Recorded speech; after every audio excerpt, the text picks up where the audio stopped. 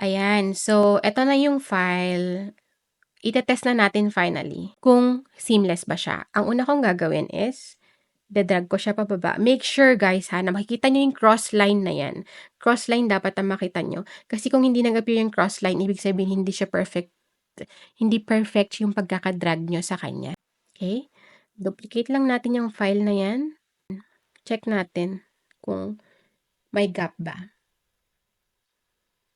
Mukhang wala namang gap. So, ang gusto kong gawin dito is, ginugroup ko na to, tapos saka ko siya i-duplicate. Tapos, gets nyo ba yung ginawa ko? Ulitin natin ha.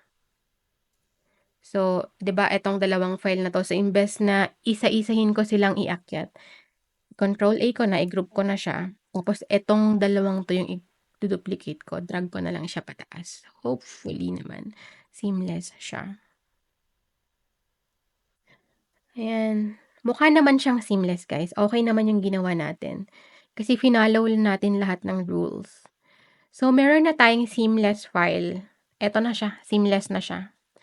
So, ang next na lang na gagawin ko is ibabalik ko na lang yung background kanina. I think ito siya. Ayan, ilalagay ko lang siya sa likod bago ko siya i-download. Group ko lang siya. Ayan, meron na tayong seamless pattern.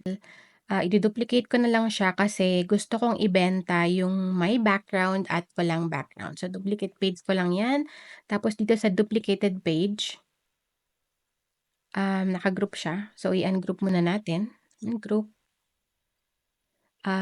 Buburahin ko yung background. Okay? Group ko lang.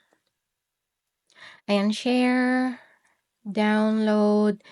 Huwag natin kakalimutan yung transparent background. Ida-download ko muna first yung transparent background ko.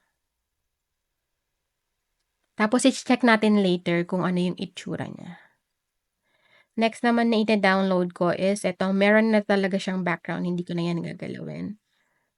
Share lang natin.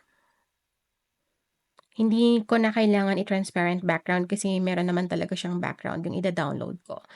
Pero make sure na again, naka 4K pixel siya and naka PNG. Yan.